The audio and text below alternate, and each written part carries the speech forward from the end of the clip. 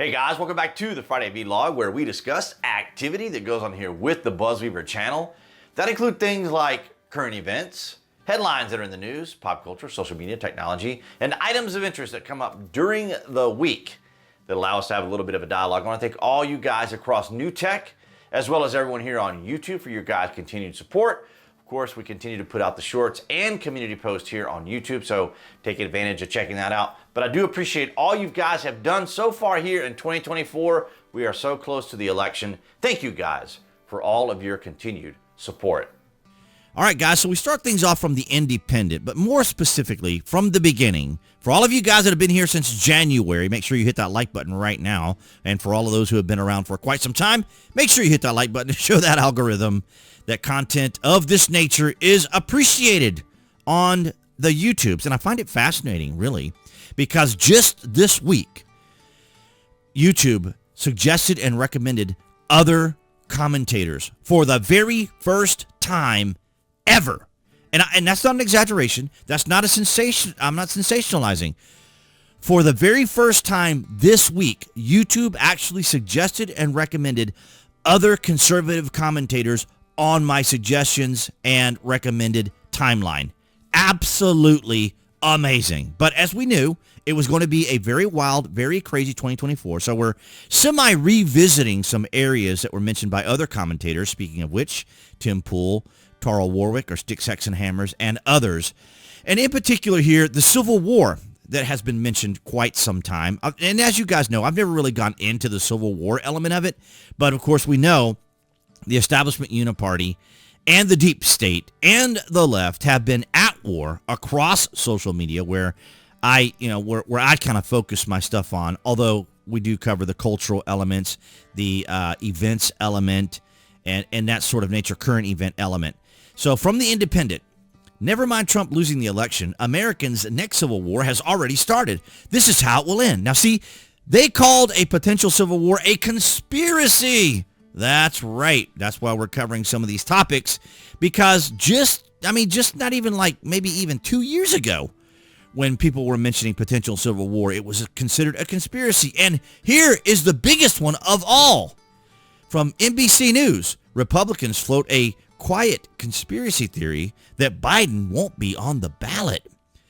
Though no incumbent president has declined to seek a second term since Lyndon Johnson in 1969, there is an unfounded conversation among a faction on the political right that goes something like this.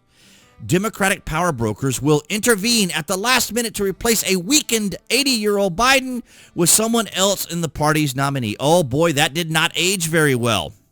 No, it did not. And we're seeing what many have called conspiracies starting to come true. As new polls show that more than a quarter of Americans believe civil war could break out after this year's presidential election, the signs that the next one has already started are everywhere, says Stephen March, whose book charts what could happen next. The author tells Alex Hannaford why Trump is a symptom, not a cause, and how the nation can avoid another violent showdown. Now, the thing about it is, now you guys can check out the article itself from The Independent and just look up Never Mind Losing the Election thing. Look up the title. But they're just having that discussion. And that's what we're having here, is revisiting a lot of these ideas and concepts. But who's really the aggressor? From the Daily Caller, Scoop. Swing state McDonald's threatened after Trump visit. Owner retains private security.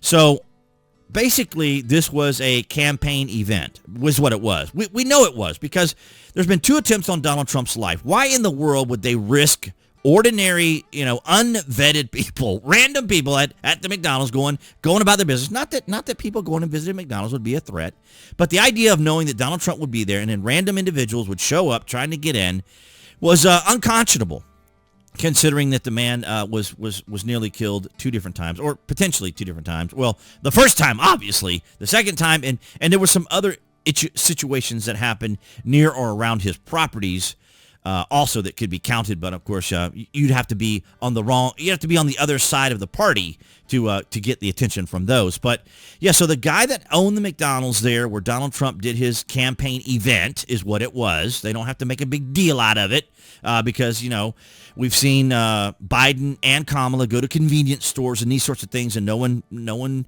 brings up the fact that they empty them out and, clear them of regular customers and that sort of thing. So we can see the momentum. We've always seen it. We've always seen how angry the left has gotten since Elon Musk has bought X and or formerly Twitter, because that was their kind of their area of organization. That was where they all came together and organized, right? It was their water cooler, as it were, and they all gathered together there and conspired against anyone who didn't agree with their narrative.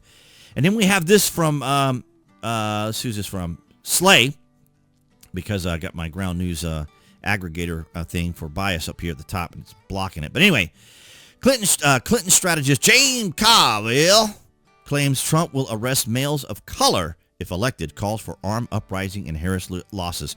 So who is it that's rabble-rousing? Who is it that's been dividing, right? Identitarianism, intersectionality, CRT, BIPOC. This group shouldn't hang out with that group, and that group shouldn't be with this group, and we need to protect this group from that group. And I mean, who this labeling, this stereotyping, this categorizing comes from Democrats. It comes from the left. It's extraordinary. But here's Raging Cajun 𝐀𝐻𝐿𝐴, strategist for the Clintons back in '91, back in the day there, 𝐀𝐻𝐿𝐴, married to a Republican, I can't remember whether she was a House of Rep or Senator. But in addition, 𝐀𝐻𝐿𝐴, who served as the lead strategist for Bill Clinton's winning 1992 presidential campaign, called for leftists to launch an armed uprising if Trump beats Democrat presidential nominee Kamala Harris. Oh my gosh, who's asking for an insurrection now? I mean, it's right there. It is right there on the tipping point. The left is going, I'm telling you right now, the left is going to lose its mind. We just covered this on Wednesday of this week, where I said we could be looking at a mental health crisis should Donald Trump win. Now, I wasn't saying that. This was on the Tucker Carlson show.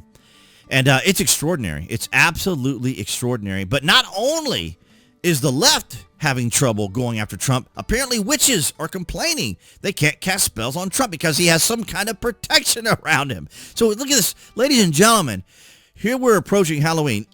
Excuse me. And the witches can't have any success. So what in the world's going on? What in the world is protecting Donald Trump, one must ask? And of course, we have an idea, but I brought in the witches part because I thought it was kind of comical for a little bit of, a little bit of levity. And so, but I mean, it's obvious what all is happening and unfolding. And of course, here in Georgia, we had one of the judge that's heading up the bizarre election case there with Donald Trump and Fani Willis. And here Elon mentions, why do Democrats oppose the will of the people? 84% of American voters favor photo identification requirements at their voting place. I mean, you want to secure it, right? I mean, Democrats want to make sure it's secure, right? Right? Wink, wink. But, we saw what happened in 2020 with the mail-in ballots and harvesting and these sorts of things, because the Democrats put out a huge ground game. And the pandemic just happened to be a lightning bolt out of the sky to help them, codify that, to justify them being able to do mail-in ballots. But right now, things are looking really bad for Kamala Harris. And in the betting odds, Trump is just blowing her away, just blowing her away in the betting odds. These are people, of course, willing to put their money down on the line. And, of course, she was up there doing pretty well for most of the time. She was kind of leading. It was kind of back and forth, but now it's just not even a contest in the betting odds. And then when we look at regular polling, it is neck and neck. I mean, look at how she led. She was leading going all the way back to August. She just stayed in the lead, a very, comfortable lead. But now it is tight. It is paper thin tight. And all the projections on the people who do the 270 map, if you've ever seen that, it's where you can pick and choose different states to kind of what you think is going to end up happening. And whoever, obviously reaches 270 is going to win. But look how close it is. And this is the aggregate. And then here, even in 538, that always leans kind of more Democrat. And of course, there's always the arrows of margin. It is neck and neck between the two of them. And I am, at this time, I am about 85, maybe 90% comfortable with a Trump victory. But we never know what in the world the establishment uniparty has planned, what the deep state has planned, because, of course, we've seen a lot of bizarreness this year. It has been absolutely extraordinary, has it not? But I do want to thank all of you guys for your guys' support has been amazing this year. It has been a crazy year, even for us as creators, because many of your favorite creators may have mentioned that they're having to do like twice as much or even more to even break even here. So I can imagine, of course, all you guys watching, you know, you have to buy groceries, you have to take care of yourself, you have to take care of your family, you have to pay bills, you have to pay for expenses. All these things are happening in this extraordinary way, but you guys have been amazing, and that's what I had for you guys this Friday. All right, guys, so that's going to wrap it up for this Friday vlog. Thank you for the likes, the shares, and the comments. Below this video, you can find the various social media links that I belong to. And, of course, if you are a frequent or order frequently from Amazon and or a Prime member, I always try to figure out how I'm going to say that. Be sure to take advantage of those links down below. Use the landing page as your own, and it makes it very simple. As a matter of fact, you can bookmark it, and you'll always have it available for you. And, of course, if you're looking for a VPN, a virtual private network, Trust Zone is one of my favorites.